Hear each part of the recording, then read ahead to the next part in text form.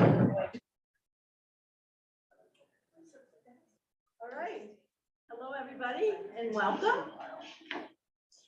I am calling the meeting to order. This is a regular board meeting of the town board, Wednesday, May 10th, 2023.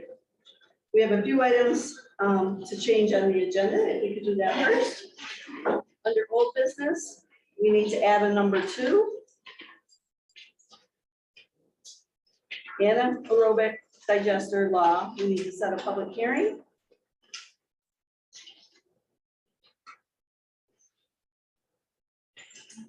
And then under new business, number 2, that has been resolved, so that will be off the agenda.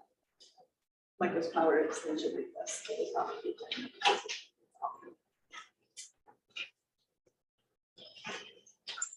Okay, well, the first order of business is to recognize United Helpers 125th anniversary of service to others. And I'd like to introduce some people that are here from United Helpers, and then we have a proclamation to read as well. And all I can say is thank you for being here. So Todd Amo is the Chief Executive Officer. Todd. Okay, and then we have Tim Parsons. He's the Vice President of Human Services. Did I get that right? All right. And then Jordan Downing Duke, she is the Marketing Manager. And Michelle Matthews, she's the Vice President of Human Resources. So welcome. 125 years is a long time. Service to others. And so I am going to take the time to read this and present it to you. And you're more than welcome to stay for the rest of our meeting, if you so choose. The Town of Canton Proclamation, United Helpers 125th Anniversary, Recognition Day, Years of Always Caring.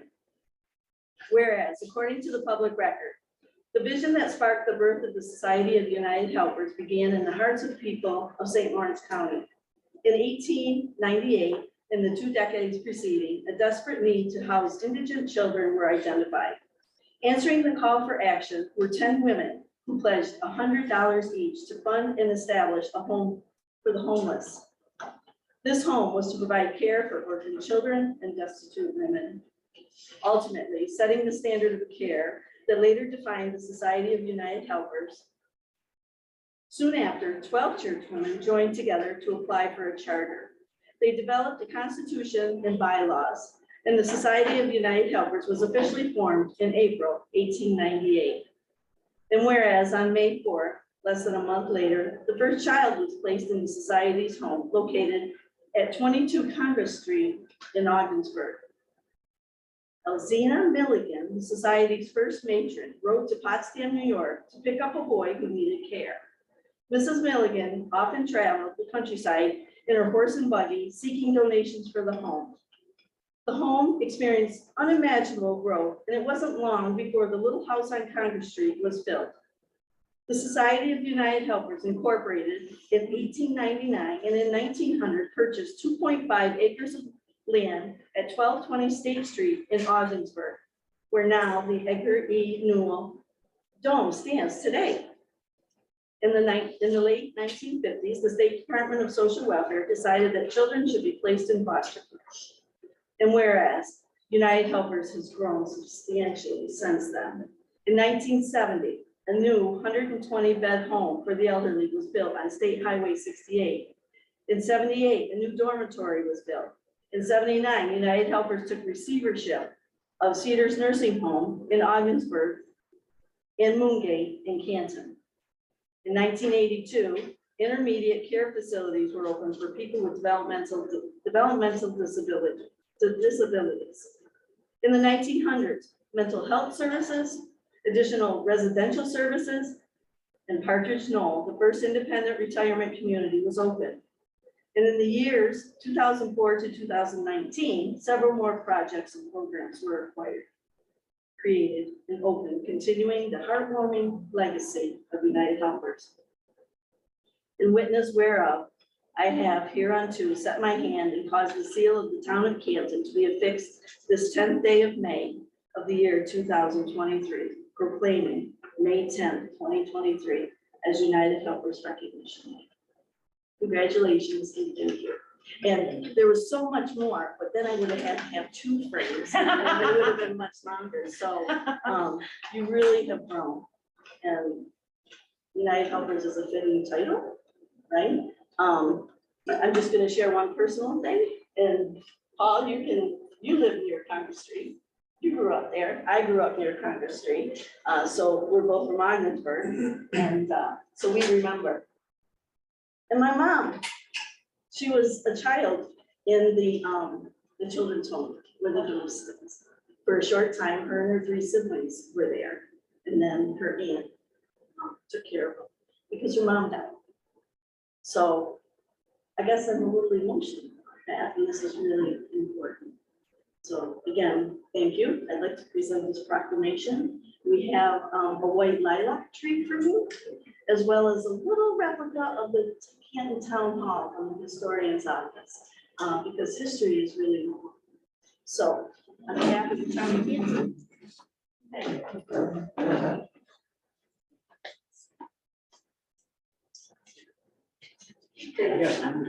oh, I love that. That was touching. Okay. So then that to you, and show you this little replica. This is the town hall that unfortunately burned down in 1963. We wish we still had it, but this is a little replica. And then here's the tree. You're planning again, we love that. Okay, so, can we get a picture? Okay.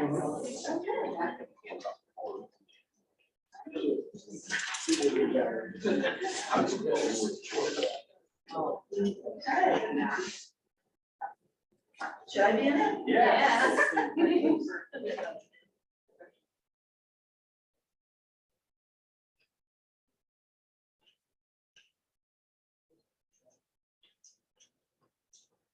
Thank you. Oh, we're home.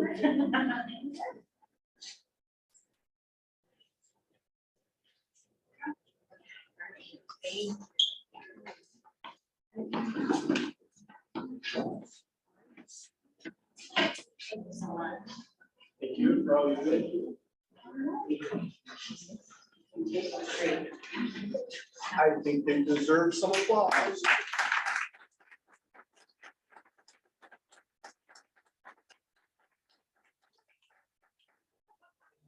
All right. Thank you very much.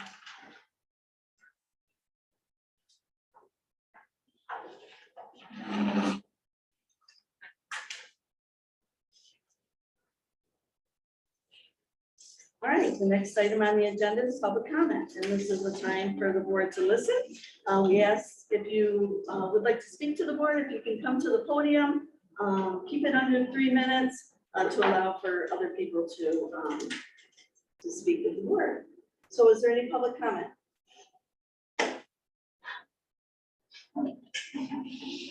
If you can state your name and where you live, that would be helpful for the record. I'm Margaret Mouse, and I live at 33 James Road in Canton. I came because I'm concerned about the No Dogs Left Behind. He calls himself a sanctuary. He's not a sanctuary. He is not a rescue yet. That's still under application. And I am about half a mile away, and there have been days where the barking has been continuous. 2 different weekends, it was all weekend barking. If he increases his number of dogs, right now he has 23 dogs licensed. I don't know how the noise is going to be mitigated. I know that in 2023, Ag and Markets is going to regulate all kennels, rescues. Right now, kennels aren't under any jurisdiction, under any inspection, unless they are associated with a municipal contract. municipality.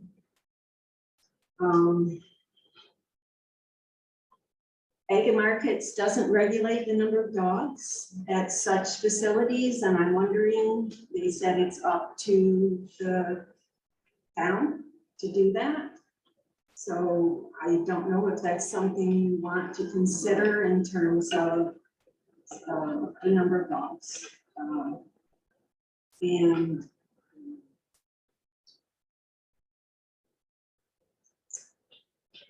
the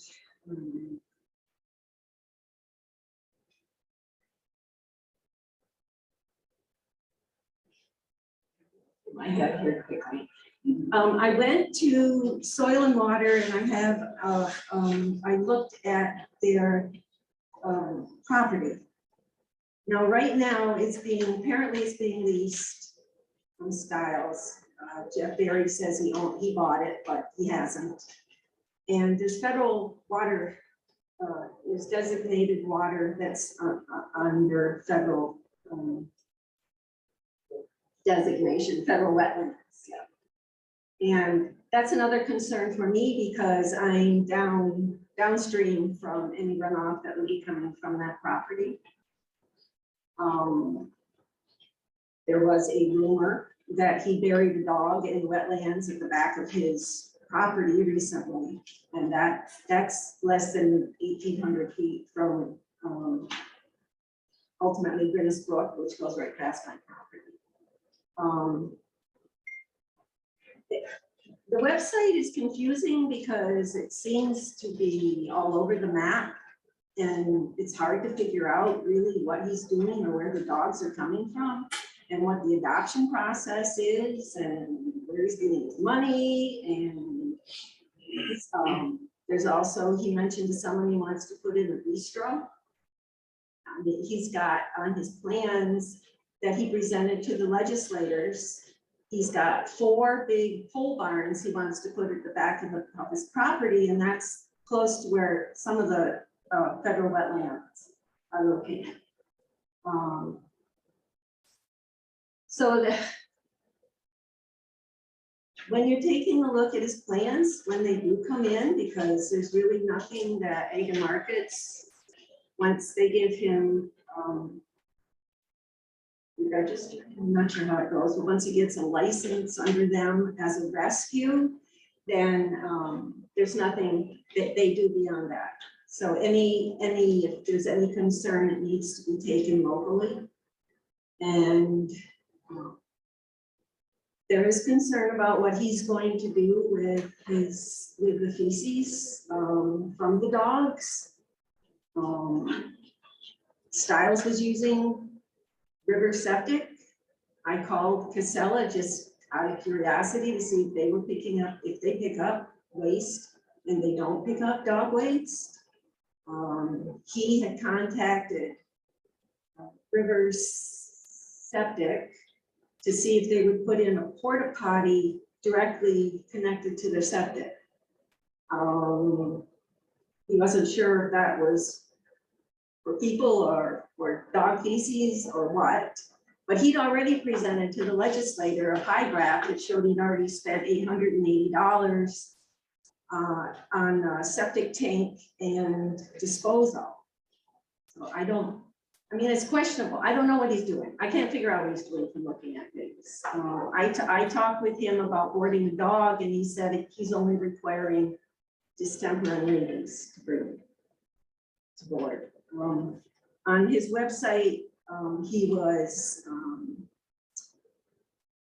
he said he started out with no dogs left behind kennel, but now it's changed in the last couple of days to no dogs left behind at Maple Ridge. I don't know why there's a disturbance.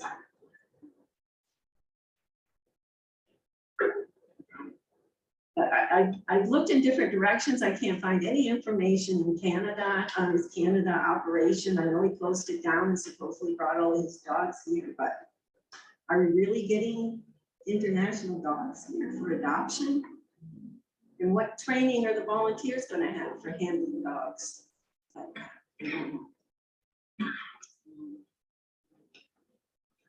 Yeah, his 990s for his nonprofit are available, I mean, the public, so that's out there to take a look at. It may be fine, but my main concern for my location right now is the noise mitigation. I don't see if he's putting up pole barns, how that can possibly stop the sound. You know, I think now the dogs are probably going into the kennels that Styles had. That they're inside. When they were out, it was loud. I'd be glad to talk to anybody about other information that I have, but I think. And I'd like to thank Megan and the Recreation Commission for sponsoring the adult skating all this winter. Very much appreciated. Free adult skating. Very. I'm a regular. So another person for thank you, so. All right. Thank you, Margaret. Okay. Appreciate it. Oops, watch yourself. Okay. Is there any other public comment? Absolutely. Thank you. You come to the podium and state your name and address. I've been at a podium some time. Oh, here you go. So I was one of the first people to meet Jeffrey Berry. Your name, sir? Michael Heaney, Heaney for the reference. Okay. I was one of the first people to meet Jeffrey Berry as I used to train dogs over with Styles 5 or 6 days a week. And I knew they were trying to sell the place. And they were really motivated sellers. And I heard about the guy, and as soon as I saw him, from afar, this is a little different here. I don't know what to think of this. But yeah, I just moved on. And the next time I encountered Jeffrey was at Bridges' residence also. And he got doing a lot of talking about dog training and whatnot. And I watched his dogs and they appeared poorly trained. And I was a little skeptical about all this rehab. So I asked him, I said, just out of curiosity, you're talking about 200 dogs maybe. What do you do with all that fecal matter? And he said, we'll figure that out. Which was disconcerting to me. That seems to me that's something you figure out before you get into this game, not after the fact. Because if you have 100 dogs, that's going to be 36,500 pounds a year. So that's a lot of fecal matter. But maybe it's a little lower than that. Depends on what you count as each dog, 3/4 of a pound or a pound. So I asked him, what do you do? He said, we'll figure it out. That was a little disconcerting to me, as I said. So I followed up with, well, how many of these multi-million-dollar facilities have you built? Because he was bragging about all the facilities built, and how great they are, and how it's working so well. And I said, how many have you built? 6 or 7. I thought, wow, multi-million-dollar facilities, you ought to know whether it was 6 or it was 7. And so I became a little more skeptical about stuff and started looking into his webpage and figured, well, surely if you built 6 or 7 of these things, multi-million-dollar state-of-the-art facilities that are soundproof and et cetera, you'd want to show us pictures of them. Nary a picture. There's 2 pictures. One of a building that's supposedly up in Toronto. Could be any building, an office building, just windows, doors. And then there's a second picture with a picture to an entrance to a parking garage. Now, there are some pictures where he's holding dogs and they have some other people holding dogs, but not a single picture of these 6 or 7 multi-million-dollar state-of-the-art facilities. And if you're making a website, you want to convince people of something, that's the stuff you put on there. Okay? So I really wonder, I've now found out that he does not, well, from what I can tell, there are no 6 or 7. So at best, he may have a tendency to prevaricate. Now, how he's gone about this, I think, should best be characterized as ready, fire, aim. Dogs were brought in on a flatbed trailer in the middle of the winter in plastic boxes. He has decided to make an offer to buy this place, then backed off and says he wants to, well, he's gonna lease it for a year. And I asked the owner why. He told me, I didn't want to deal with the neighbors or something. And I said, well, the neighbors are gonna be here next year. So this doesn't really fly. So the man came here to do this without permits. Didn't have permits from Ag Market, he doesn't have a permit from the code guy here. But you're gonna come and purchase this property without permits? Well, that sounds actually completely consistent. Ready, fire, aim.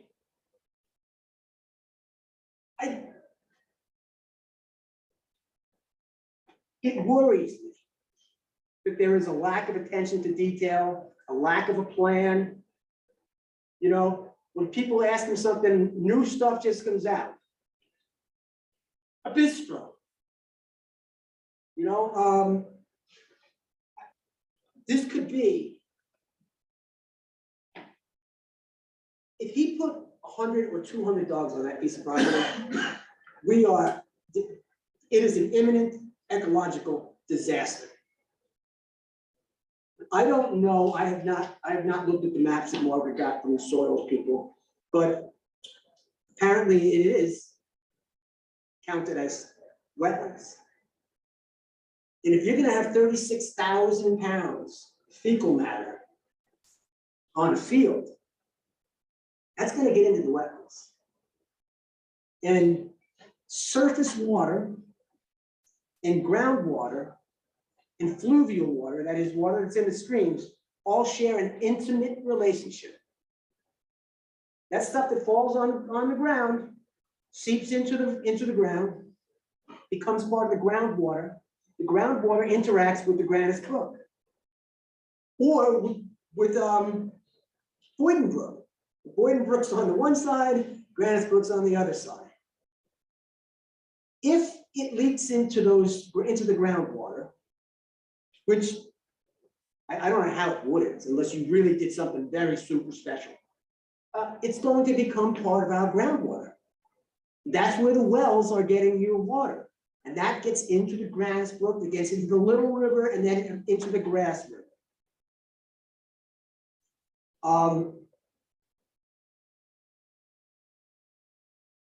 I don't get the impression that he really has a means for stopping that from happening.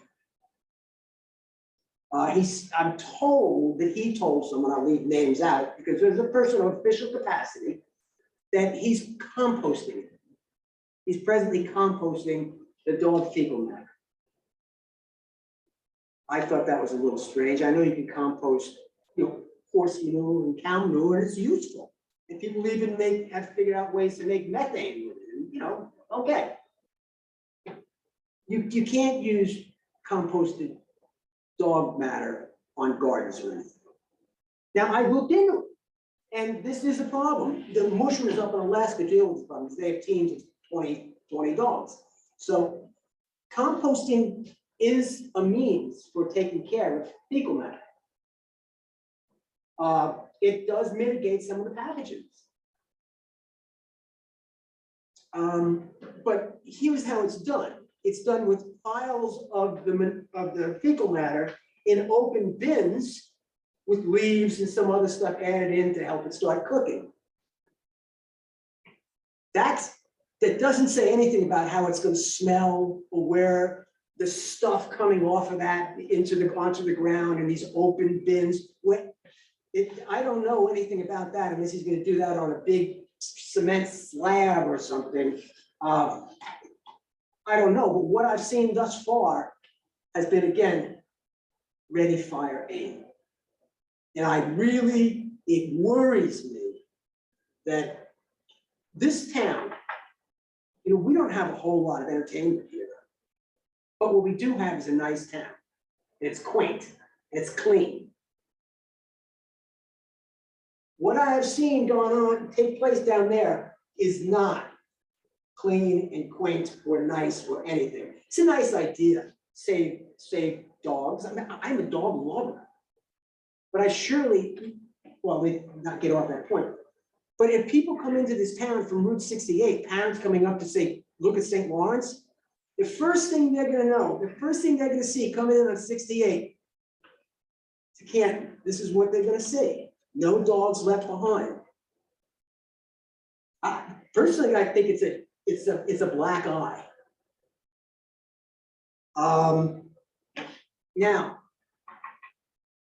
as far as the business model goes, I know it's a nonprofit thing, but picture this.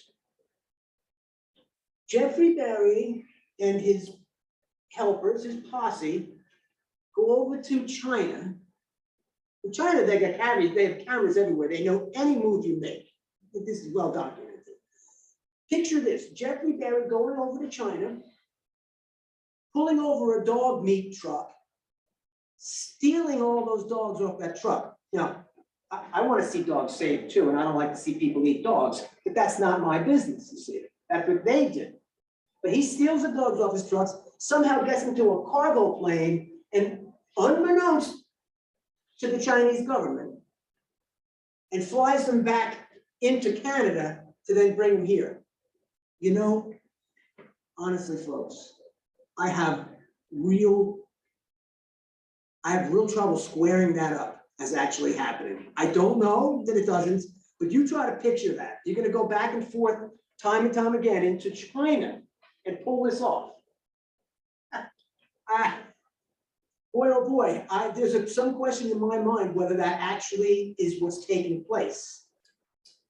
How he got 18 dogs across the border in the middle of winter, across the Canadian border, they're still not fooling around. You know, you have to show them all sorts of stuff and whatnot. And he just managed to get them right in. Maybe they did come from Canada. Maybe they didn't. None of it makes sense. Okay, as far as the business model goes, totally, well, unless you have somebody donating $1 million a year or something, this is not a sustainable business. This just loses money. If you're really taking those dogs from the Ukraine and China, those dogs have to be worth about, they got about $1,000 in them by the time they get here. Now, add on to that we already have a great deal of homeless dogs in this nation, in this town, in this county. You know, we're not even taking care of the dogs that are here and unwanted. So to bring in, say, 200 dogs, and from what I can tell, they're not even really being, the ones he has are not really being well taken care of. But to do that it makes no sense whatsoever to me. What?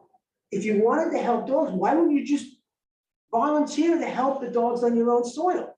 Why don't you start flying dogs around the world and bringing them in? If he's actually doing that.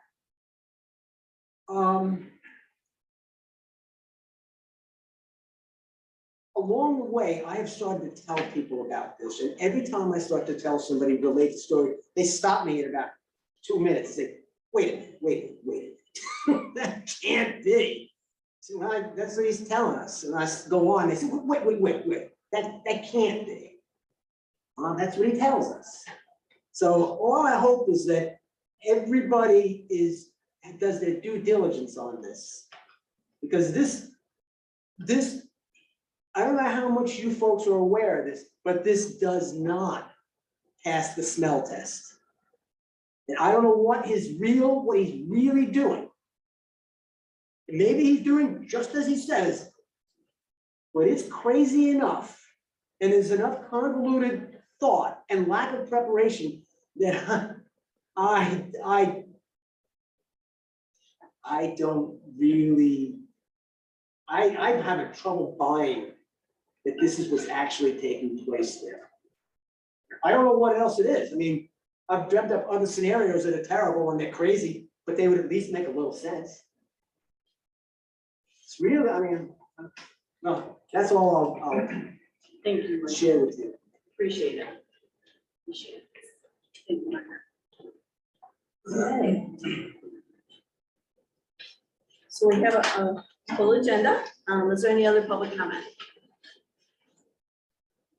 Okay, county legislative representative update. I don't see any of our legislators here, but Mr. Paul did send us his write-up, and everybody got a copy of that. It's in the packet as well. Yes, Heidi, it's in the board meeting packet.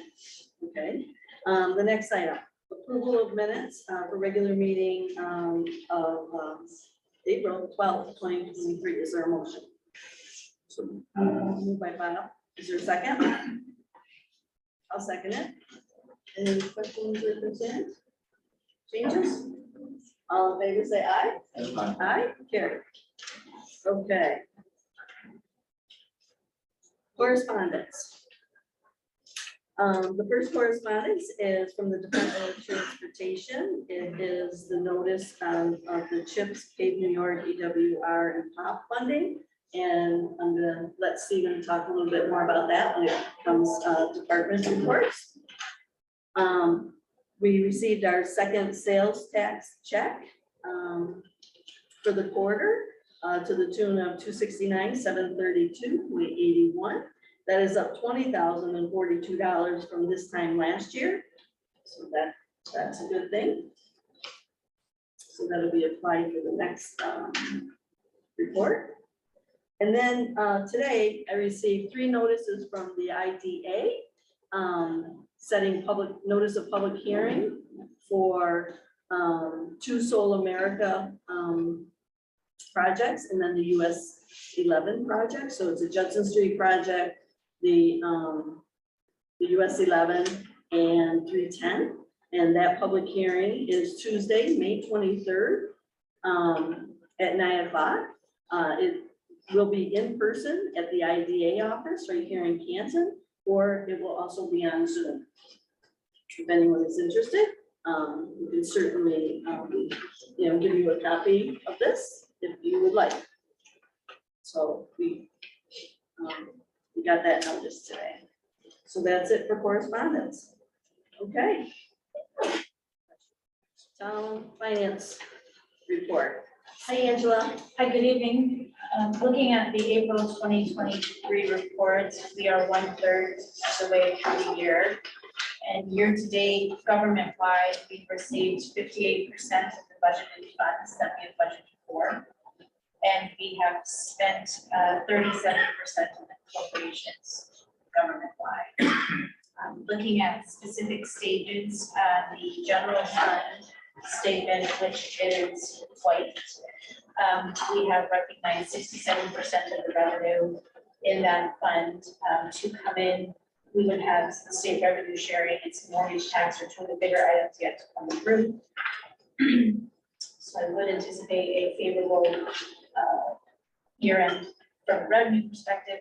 As far as the spending of appropriations go, there is really nothing unless you have questions that I think is unexplainable or appears out of ordinary. Looking at the B Town Outside Fund, which is the next color blue. Yes, thank you. I have a white copy today. We have in this fund recognized a similar percentage, 65.4% of the total revenue that we budgeted. And the larger item yet to come in is the sales tax distribution, which we just received, as Marianne just stated, the second week. So we'll see those buckets start filling up as well. And turning yet again to the next fund, the DA fund, which is the town-wide highway. We have received 100% of the anticipated revenue for rail property taxes in that fund. That is all the money expected to come in. We did budget for anticipated use of fund balance, so we'll see where the year end falls on that one as well. And the next fund is the DB fund, which we have only received the income to 15.5% of the total budget. not alarming. Marianne and Stephen will also go over the CHIPS money that will be coming in. So throughout the summer, spend that, get it back in the fall. And also sales tax will continue to come in through the end of the year on that front as well. So there's, as long as we stay in line with spending, we should be very close to budget on a lot of things. The very last page is the cash report. And the cash year over year from April 30th, 2023 compared to April, and that is the right page, April 30th, 2022. Cash balances are very comparative, and just to draw your attention that 21% of the cash that we hold is cash held for special purposes. Any questions? Then I did apply that second check to the DB fund. That we just got, so sales tax. Second report, hearing no questions, is the town clerk reports. We did a monthly reconciliation of the activity within these accounts. For the month of April, the town will recognize $1,705 of revenue from the activity of the town clerk. And year to date, that revenue is about $3,820. All of that does reconcile. There is money due, as you would expect, out to the county for real estate taxes, ag and markets, Department of Health, and the CPP house, but that gets paid out very quickly. Balance is put zero, start again. So Did you want anything to add? All right, thank you, Angela. thank you. Audit committee.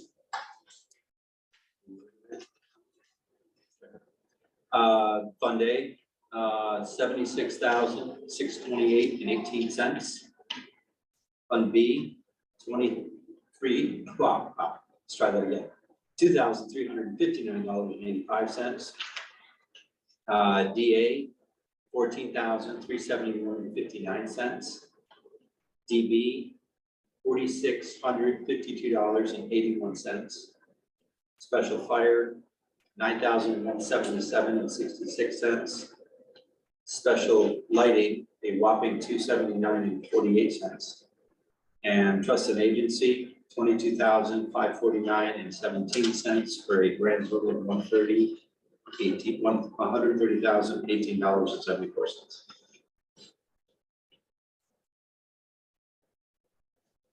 Okay, I need a motion to approve the expenditures. So moved. Is there a second? Second. Any further questions? Comments? All in favor, say aye.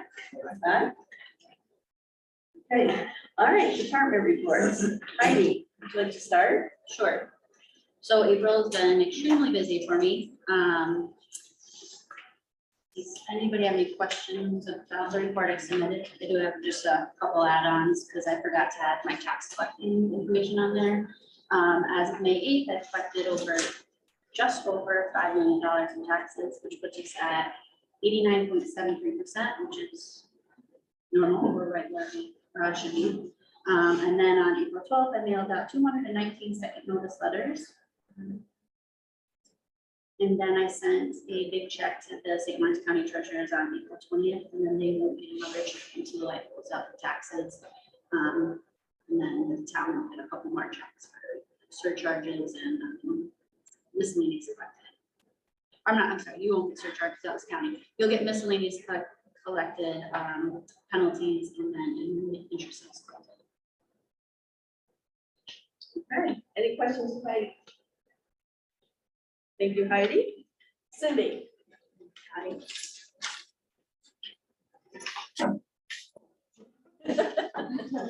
Hi, good evening. We're going to do something a little different here tonight. We have access now, the public has access now to the SDG site, which is on the St. Lawrence County government page. And I was Heidi and I are gonna show you how to look through it. So SDG is a system development group, just to give you a background, they're based out of Utica. I met the owner back in 2005 when I worked for the town of Canandaigua as a data collector, and we've been friends since then. So his name is John Kelly, and him and his father developed this company, and they work with the government with their website. So what this does is, once we go in, we find the department, and then we go to real property. And then on real property, on the left-hand side of the screen, you see image made online. And then it says there, new public access free. Just before that, the assessors were able to get into the site. Now the public can get into the site. It's better than the assessment role because with this site, you can see the inventory of the property and your taxes. So I'm going to show you how to get in there.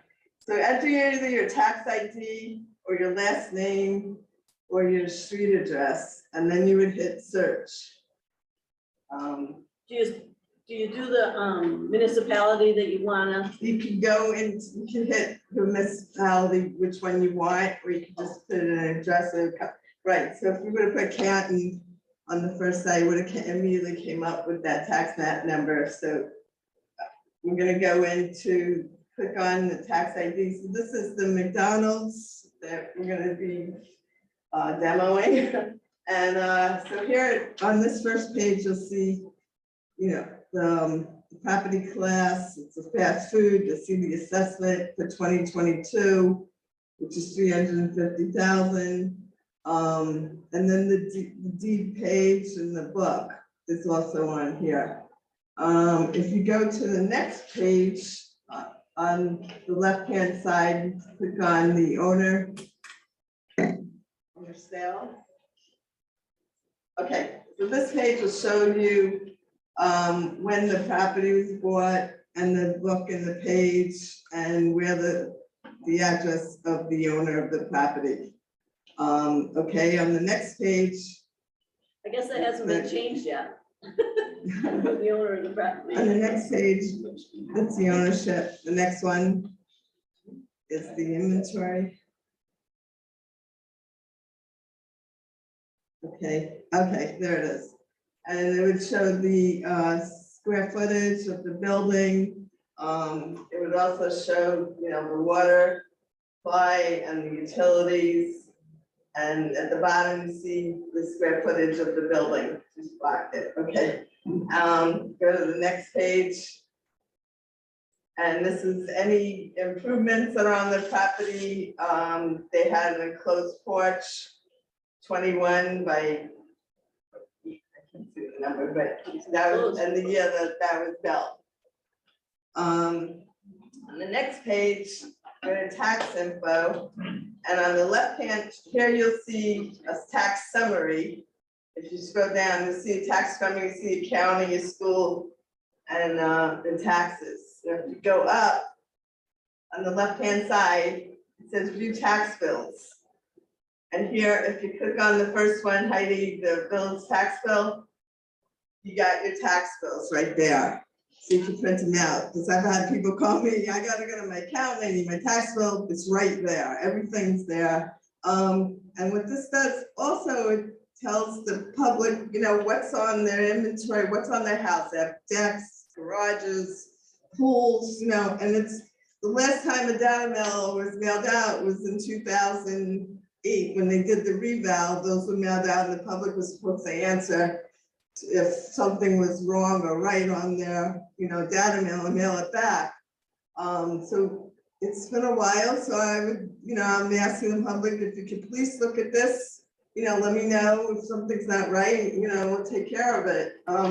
And like I said, I've been out there data collecting and doing my best, you know, to get everything, but this also is one of the benefits out there now for the public, so. That's it. Anybody have any questions? Yeah. Anybody have any questions on my report? You're good? And I did send the email out leak the other night about the state with the Supreme Court and they kicked it out. So we're back to square one with valuing the solar projects and so forth, so. Was there something that was supposed to be attached? Because I couldn't bring it up. Oh, you couldn't open it either? No. Yeah, it was. I'll send it to you. Does anybody else need? No. You could open it? Can open it? There was an article about it. It was. Okay. It was blank. Wasn't it? Yeah, it was a discontinuance of the Supreme Court hearing and, yeah, Yeah. I'll send it out. That's what that was about. Okay. Okay. Thanks for all your work, and that is a nice tool to have. Yeah, if anybody has any questions, call me or email me. I'll be happy to, loop them through that. But I'm gonna have, I think my next report, I'll have a printout of how to get in it. So, this shot screens is. I Seems have that. pretty easy. So if a homeowner wants to change something on there, who do they contact? If it's in my town, then they would contact me or their assessor, Okay, So we're hoping that, that this then you does can that. go in and change it? I can change it, but Okay, I can't change it. I can't make any changes on the 2023 assessment, though, it would be into the 2024. Okay. Yes. And if it's something really big, like if, like they took off an addition or they added, then probably go out there and view the property and make sure that, we're saying, okay. okay? Thank you, Cindy. You're welcome. Okay, and I'm gonna ask each department head to get up and speak at the podium because we've gotten several comments about how they can't hear. They can't hear that are on Zoom, so I am gonna ask Miss Megan if you would please go up next.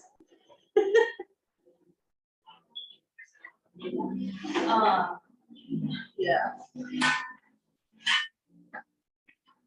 So, really just a couple updates. Obviously this past weekend, we had community weekend. A lot of people at Taylor Park, a lot. It was a huge turnout, obviously, because it's the first free community weekend since COVID was done. So it was nice, they were able to get the international racers back. So that was a huge success. We did have a water issue at Taylor Park this past weekend. We lost water pressure, which Monday, luckily, we found a water pressure tank in stock locally. We're able to fix it. So yeah, we had to deal with that, but we dealt with it. And then summer programs are out. Everybody's been signing up. We already have 45 people signed up for swim lessons. It's only been open, what, a week? So right now we're doing interviews for lifeguards this week. Also our part-time summer help. And our lifeguard check is ready to roll and Stephen will be delivering it very soon. So. Okay.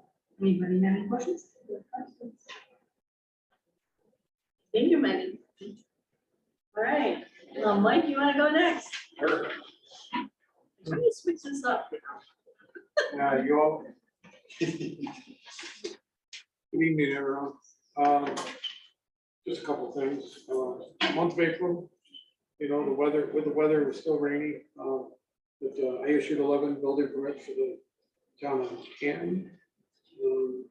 Between pole barns and addition and renovation, and one single family dwelling, and one addition. I also through the month attended a webinar sponsored by Penn State University on anaerobic digesters. The first 2 days were how they provide power and everything to the farm that they're on, and how the farms receive other farms and so on and so forth. And then the last day was how they finance the anaerobic digester. So it was very interesting. I did attend the meeting with EDF project, basically an opening seminar for people to ask questions. It was 18 to 20 individuals attended. Other than that, just through the month, kept going on projects. Phase 2 of the Fraser building started. some of the projects that I issued last month started as well. The only other thing I would like to mention is, just quickly, hindsight's 2020, as I would say. We had 7 solar projects come through the town of Canton. And unfortunately, with reviewing and looking at, going through the whole process of approvals and everything, the planning board, developers, engineers dropped the ball. As I would say, we didn't involve the highway superintendent. So I'll take that. And like I said, at the planning board last Monday, it's not gonna happen again.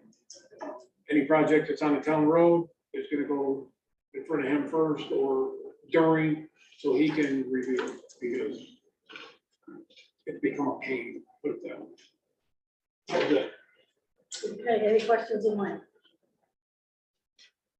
All right, thanks, Mike. Yep. Linda, would you like to go? Sorry.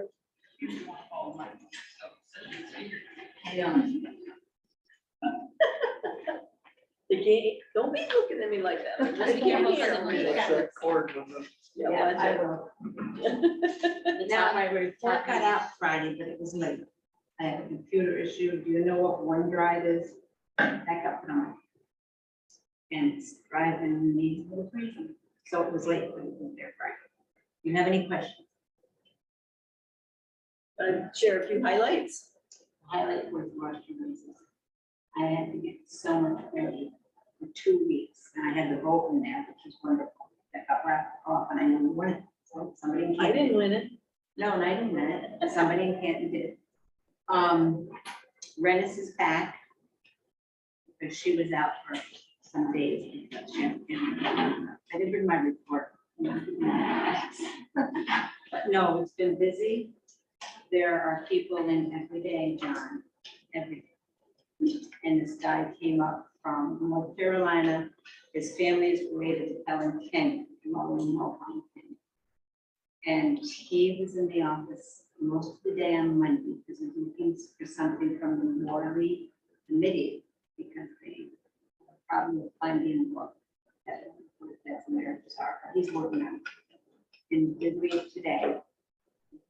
And he was, Lisa Cullen, that's right, the curtains up, and I figured what I'm gonna do. I'm gonna tie them back, because I'm going to be to the bakery today, and she has those tied back. So during the day, those will be tied back. They can be seen from the outside.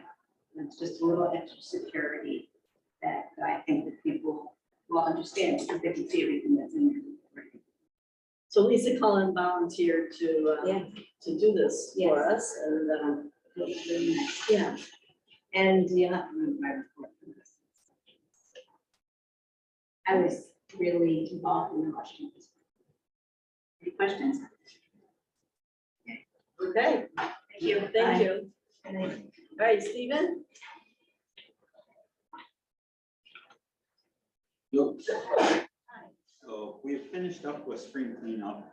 Actually, the guys finished yesterday, so they were all excited about that. It drags on for a while to cover 100 miles of road plus the village of Rensselaer Falls, so it takes a long time. So it's all done, so that's a good thing to have behind us.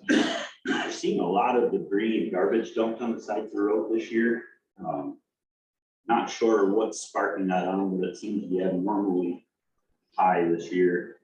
We had one place that we filled 1.5 pickup trucks out of one pile that got left behind.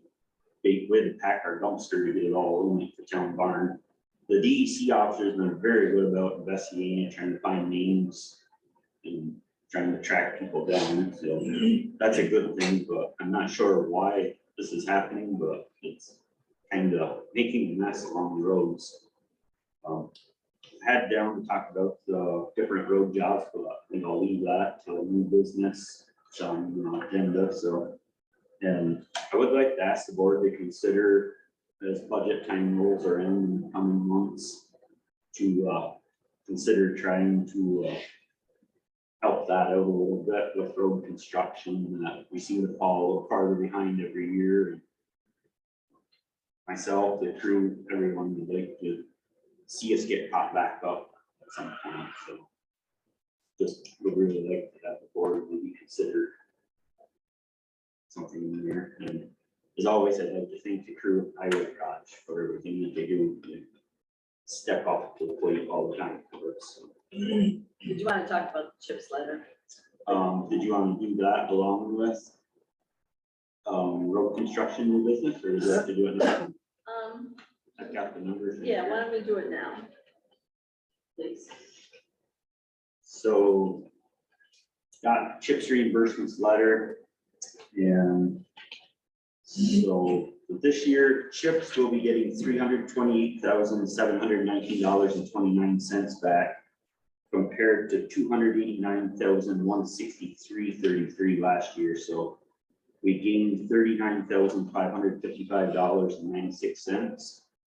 Paved New York, it actually went down to $76,280.68 this year versus $76,338.18 last year. So it's $57.89 it went down.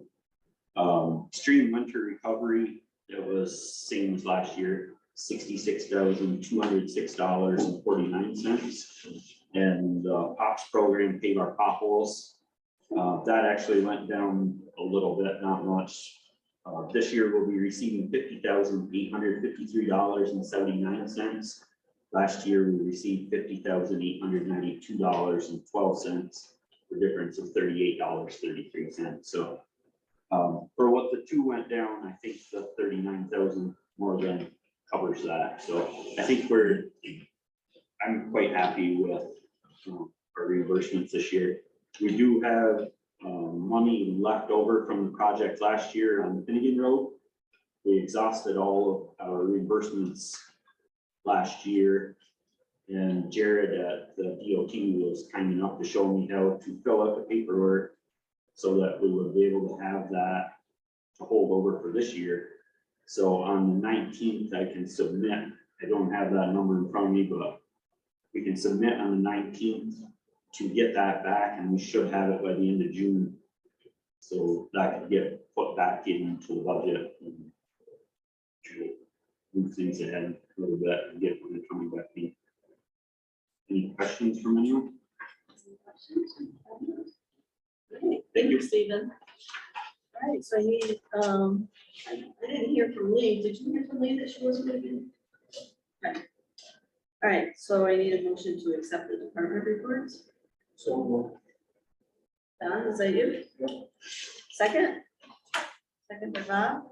Any further discussion or questions? All in favor, say aye. Aye. Carried. Okay, committee reports. I don't mind starting with easy. We met on Monday, EDC, economic development. To try to put together a agenda for the steering committee. One of the things that did come up that I think is kind of interesting, and it's something that I hope the steering committee really seriously looks at, is local spending policies. And making sure that when we're putting together projects or when we're buying items, as much as we possibly can, we buy locally. And that way we support our local folks, instead of Syracuse, Rochester, things of that nature. So I hope to look at that, talk about a housing forum, and then we'll do some member updates. So anything else, Randy? No, well, we did have a meeting with Jim O'Neill. Jim, yeah. On a housing discussion the week before. Right. And it was pretty informative about, I got to try and identify our needs, and one of the points that came up with that was our lack of contractors here in the country to do projects that we were going to need. One of the things that we identified was, if we could come up with some, this is just us brainstorming on some kind of a senior complex, not a complex, but like a housing project, with the town thing. That might help our housing in a little bit because the seniors, people are ready to move, there's no place to move to. Want to downsize, can downsize, and that would open up their homes and hopefully we get some kind of cycle. But again, what came up was the lack of contractors, and specifically project contractors to be able to get a project like that done. It's really informative.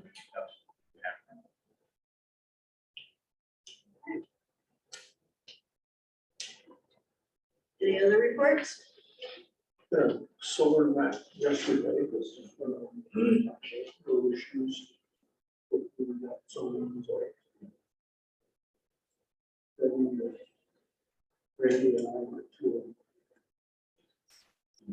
meeting, Fairfield,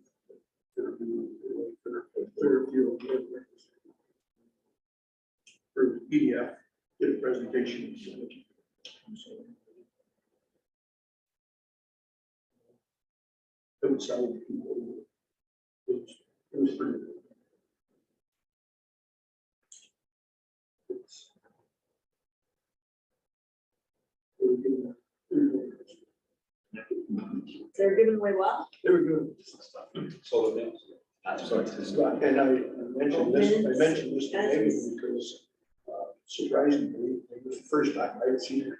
They had a spreadsheet of all of the money that they had donated in Canton in the past year, and I was surprised to see where some of the money was going. So I making that's what she showed all. She showed it. I actually looked it up, they did donate to the lawn.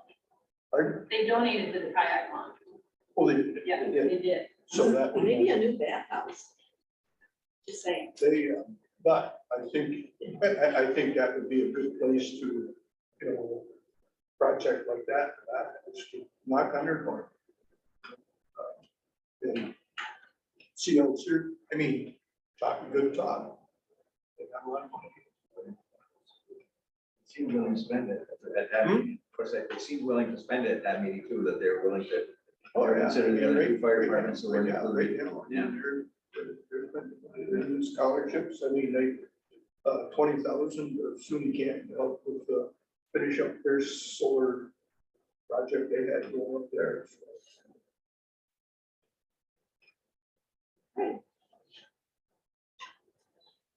The insurance company met on Monday. We met with the highway union to discuss HRA insurance. So it was a good meeting. Tish Giesmeyer will be retiring in July, so Ian, how do you say his last name, came and did a very good presentation to the unit. And Coordinate. Victoria. There was one unit member that wasn't there, so he's gonna have to be brought up. And then Bob and I will be talking in executive session about some of the responses. So just do negotiations. Any other committee report? I went to Complete Streets. And it was an interesting meeting. They were a little surprised about what happened at the last board meeting. And I told them I would, reach out and get some information. They're very interested in just moving forward though. They're not there to throw arrows, which I thought was very nice. They're still interested in codification if possible. They want to check and see what was wrong with the last one, and address it. So I told them that I'd be willing to reach out to different people. So I'll be reaching out to different people and finding out specific problems with it, or if codifications even possible with that. Other things we're working on, had questions on the Minor Street project, and I told them that Steve and engineering meet Thursday on that, for the RFP. Klaus brought up bike kiosks that are gonna go around town. They talk about different kind of things that are gonna go. They already have a grant for that. So they're talking, one covered one. And they're trying to find an area because it's gotta be 8 by 10. So it's size wise, and then they're talking about other ones possibly be hooked up to the meters. So they're looking at something like that for bike traffic. And, they're doing the Court Street pop-up event. I think that's September 16th and 17th. Court Street up. Rain day weekend. It was the other night. I mean, Did they get the EV stations fixed? Because there were two of them down, but I don't know that. They didn't across know. the street. I don't know. Is that complete street should really work? I thought. Which house is up? Yeah, right. I was on there. Yeah, maybe that's why you brought it up last time. We spoke about it, so. Okay, anything else? Thank you to everybody for all your. All right, old business. The court security MOU with the Village of Norwood. This is for informational purposes. I'd like to thank Eric for your help on that. It has been sent to Norwood and wait to hear back. So this is the court security. We've already talked about it. We're just waiting to see what Norwood has to say about it. So that's moving forward. Okay, anaerobic digestion law. We put on a moratorium way back in 2022, and then we extended it to June 30th of this year. So now I understand that a document, there's been a draft law. Yeah, I think we're ready to get out. Okay, So at one point, I had some comments, I don't know if we sent it to you, and some. I also sent it to Mike, or Mike to jump in, and he sent some comments also. At what point are we able to either discuss or incorporate those We should do those prior to, now. because that document is going to need to go out. Yeah, If we're gonna set a time and date for public hearing, we need to have the law available in a final form. yes. And by law, it's required to be in final form. And then, well, it depends on how it's delivered to the board members, 7 days prior to the actual public hearing date. So if there's some changes that need to be made. You should make it sooner rather than later. So we set that date in June for public hearing. We can make sure that we, turn down to the middle of next week, and change their finalized, and it's out to the board.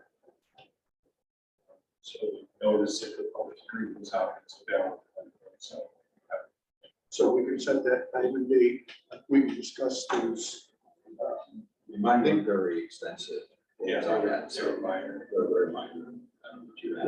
But some there, I mean, you were changing some setbacks. Yeah, you were changing some setbacks, setbacks, and I kind of questioned, no. Right. The other stuff, you were adding some like EPA notification, ag market notifications, that sort of stuff. But I think in yours, there's some significant setbacks, and I think you're up to one on 900 feet, and That's on the major. that's on big. Not. That's a major one. That's a But major. but if you kept looking at it, you kept that at a 30-acre requirement, Right. 900 feet is. I just didn't know what a 30 acres. Large. And I don't know. That was the DEC requirement. No, Not that I'm aware of. no, I think that was just discretionary based on what we thought would be appropriate. Right. Size of the facility that would have a large digester system. Because I think the one that triggered this discussion that was proposed for Canton, I think they were talking about doing that. 14 acres. But that would be a small one, because that's only required at 10. No, that's a, No, that's a large. Oh, really? no, that would be taken, north from 10,000 houses. I mean, Stopper's farm up on 59, when I went and saw, mean, I don't know how much larger you could get, you know, but he was just taking it from his cows and 2 farmers up the road. But if you kept that at 30 acres, that 900 feet would be a little residential problem. I would increase it. So I guess we need to decide if we're going to set a minimum acreage requirement. For it. And we have to figure out if we set that or not.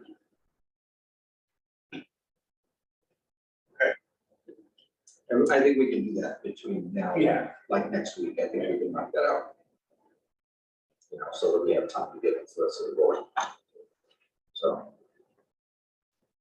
Yeah.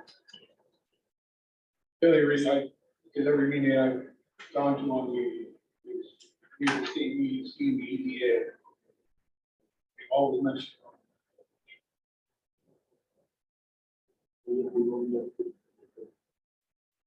So if for some reason, time-wise, you know, there's more questions from, because I haven't seen it.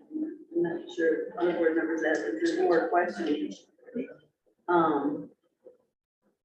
If we don't have a public hearing in June, we can always extend the moratorium one more time, Except that we have to, I mean, again, that's done by local law, right? right? So we want to extend the moratorium month, so you have 30 days. Want to set a public hearing on that now. Or So it would be better to do that and just give us enough time to make it happen.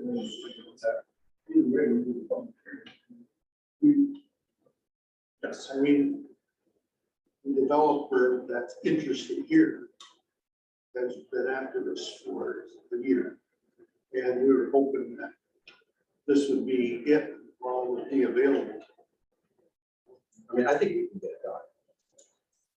So I don't, Go, yeah. I think we can get it done and get it out very quickly. So we're gonna, I mean, setback aside, what major language changes or anything like that, so. yeah, because I mean, to me, on large anaerobic digesters, the law that's written had 100 from any side, 100 from the rear, and 300 from any residential structure. You want that 300, 300, and 900. 300 and I 900. mean, I mean, that's what I'm looking at, that doesn't mean it has to be that. And said it on the small ones, it was 100, 100, and 300, and then looking at 200, 200, and 600. But that even small one, for, I look at collars, suburban acres they're building, I mean, they're building it right beside the barn. Yeah. And their house is right there, Yeah, that's, yeah. you know. I mean, that's- Said we can. I'd like to see us have a public hearing in June. Okay. Is it 10 days or 5 days that we have to do legal meetings out? Once we receive the law, 5 days. 5 business days. We would have to, should have law and the advertising notice on June 1st. Yeah, and the law is complete in terms of their, when they go to small fleets. Yeah, I really didn't tweak it, set back and eight. Yeah. Everything else is pretty good. Has the law been sent? I haven't received it. The committee has. And I sent it to John and Randy. I got to. You don't have a copy of it? I do not have a copy. So darn. All right, so what does the board want to do? Get you a copy of it. And apparently set a public When do you hearing. want to set a public hearing? So we have a public hearing next month at our June meeting for 5:30 for the, Town code. for the zoning, update. That's at 5:30.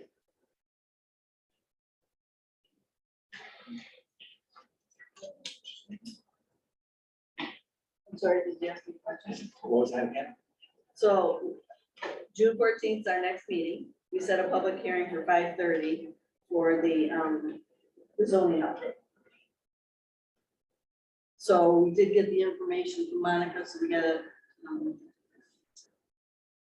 just send it out and get that legally noticed and posted, and Eddie's all set to send it to the neighboring communities, so that's easy breezy.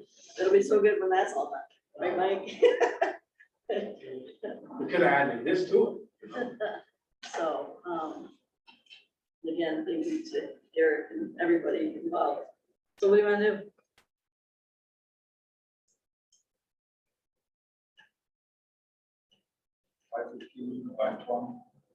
Yeah, we don't need a whole. Could take- Yeah. 5:45, 5:15. Could take 5 minutes, could take 5 minutes, I don't know, it shouldn't, but it should have.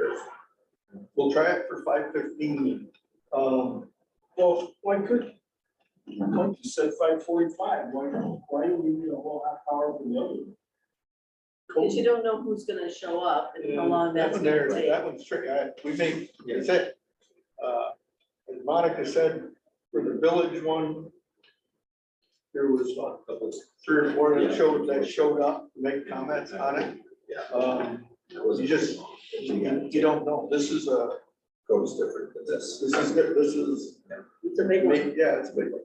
I mean, it hasn't been revised in quite some time, so. But I don't have a problem with 5:15.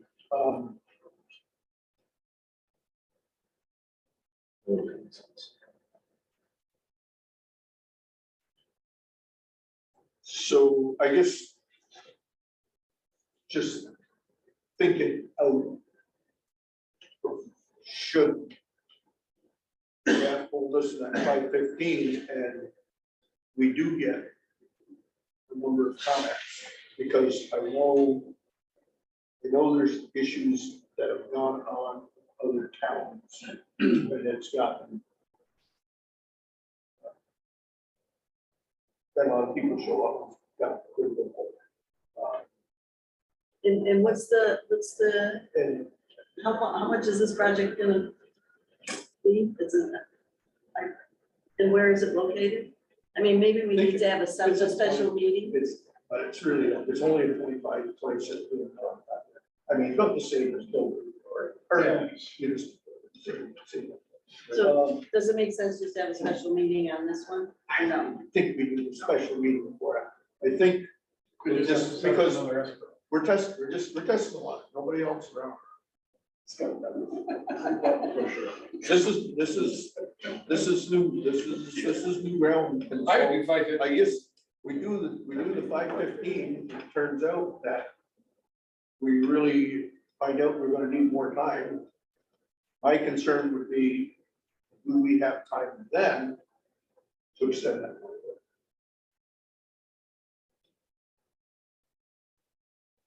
Yes. Pretty close. That's what I mean, Do it at so. 5. It's not good. Do it at 5, because you have to. If we have to extend the moratorium, it's June 30th, this is the moratorium, right? So So the meeting date is, the 14th, June 14th. That's what I'm saying, it's gonna be very close. Why don't we do it, Mike suggested we do it at 5. it's either gonna, if it takes more than 15 minutes, I think we have. I don't know why it would, but again, this is it, this is, nobody's done this. Heidi, when you put in legal notices, are there certain days that they give you saying this is open, like if you can, like you can't just send it anymore, can you? Well, Like, how does that work? you have to have enough time, like sometimes, like I can't put it in Tuesday and it's not, there's a cutoff date, so it won't, might not go on that Friday, that's the following week, so that's the other problem we might run into. Sometimes I contact like their legal notice person and they can get it in, but it just depends on what they click on. If you set a hearing on Friday and coming Wednesday, that's not the case, but it runs on Fridays. Online stuff, I think it's on Fridays. But there, yeah. If it runs out, nobody can mobilize. Well, I mean, the alternative was to schedule a public hearing on the digester law for 5/15 for an extension of moratorium on 5/25. And then if 5/25 comes and the local law is going, we won't need the extension. Okay, That'll work. just schedule a roll. And then you as we. Okay. That'll work. You have to legally notice the extension, we have so to it'll do be both. 2 legal notices for that, right? But it would give us the opportunity to do. As a backup. In terms of the local law for the emerald digester, is this board going to act as the agency? So that's appropriate, so Yeah. typically done. I want to make sure that it's in the record. That Yeah, because in terms of secret, we have to do with the short term secret analysis.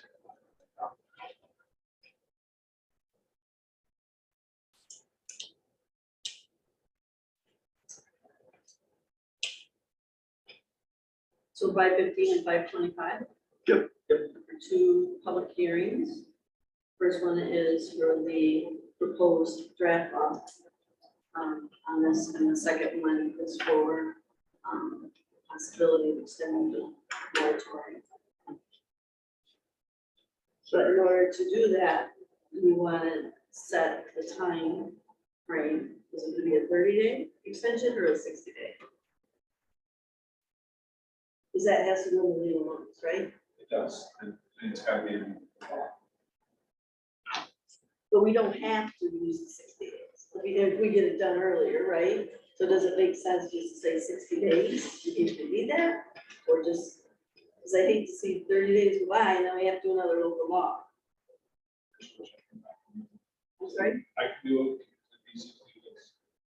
60 days? That'll give us a window in case we need it. Everybody in agreement with that? Okay. So I need a copy of the law. Heidi needs a copy, and Eric, you send me the notice language. Okay. It's an amazing race. All right, so we're going 5/15 public hearing. So we're gonna have 3 public hearings that night.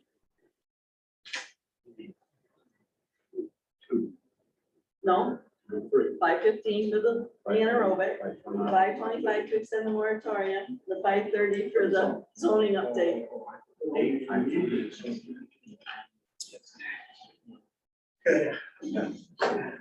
It's an amazing race. I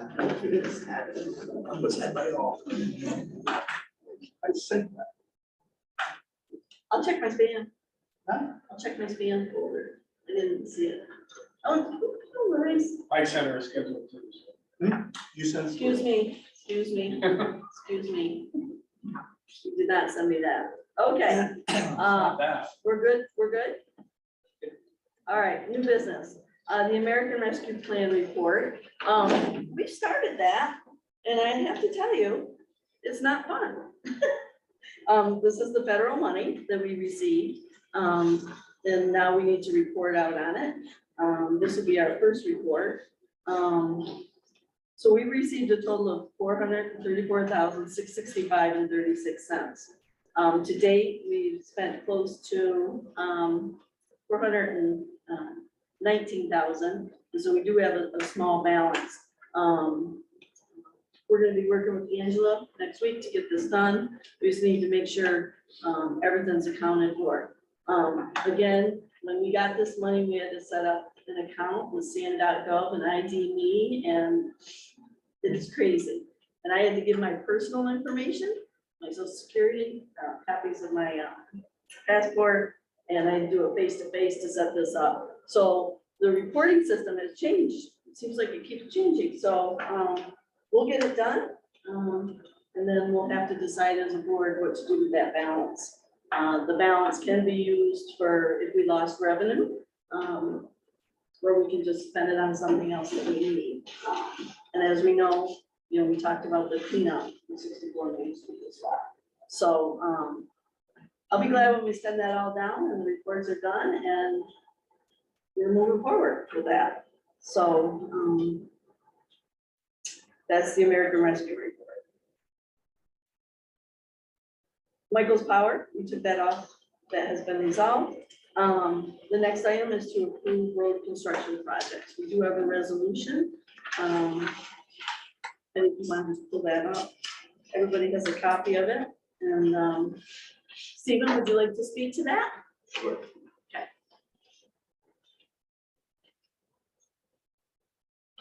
So we have projects picked, and I get asked a lot, how do you pick the roads that you're doing? So I'll give a little bit of a brief description for each one of how we came up. Starting with Irish Settlement Road, that's approximately House 243 to 414. That project we had planned on doing last year, but we had some significant drainage issues for several years and we wanted to resolve them. We have those resolved now, so I would like to move forward with paving it like we had planned last year. That's the reasoning behind all of that. That is complete reconstruction, that section. On profile around it and reshaping it and putting binder and topping. Finnegan Road, we started that last year. That same thing, we started it with the thought of getting back to it this year to finish it, so the whole road is done right from 310 to Potsdam Town Line within 2 years. Same situation there, profiler, grind it up, go back in, reshape it, put down binder, top coat, it's done. There is the section in the first 1,600 feet from State Highway 310 to box 71 that was done several years ago, still in pretty good shape. Riding around with the county paving foreman, he agreed that that is well in good enough shape that we can just shim and top that and not have to grind it. So that'll help there. Next road is Potter Road. Terry Billings was last year before he retired in 2020 had started that. And we've never gotten back to it to finish it.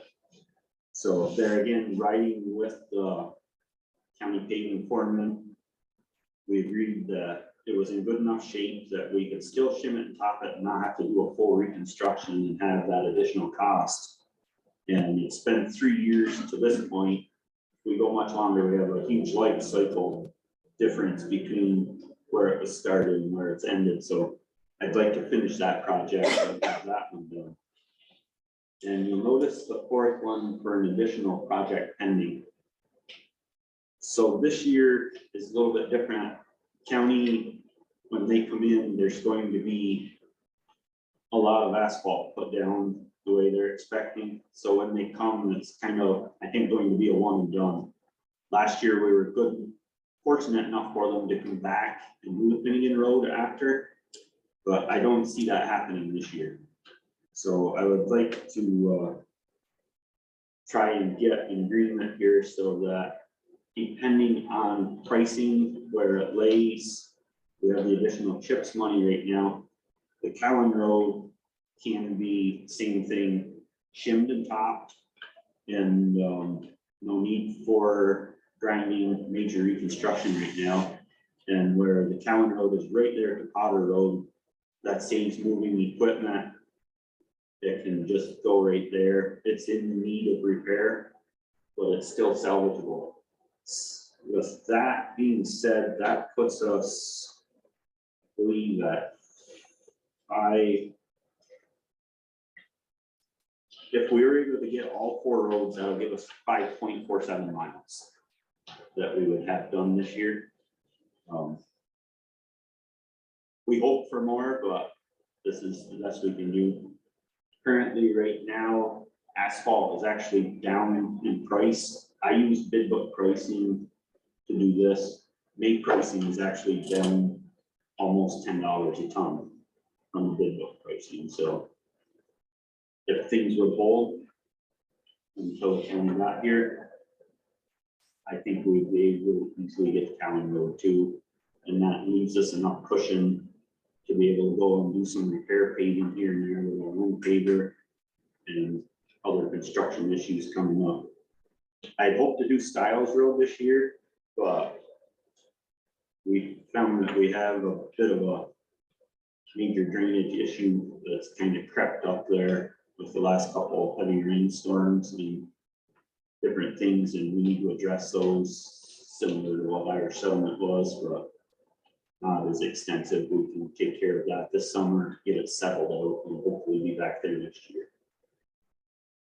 Anybody has any questions on anything? So John and I, the committee met.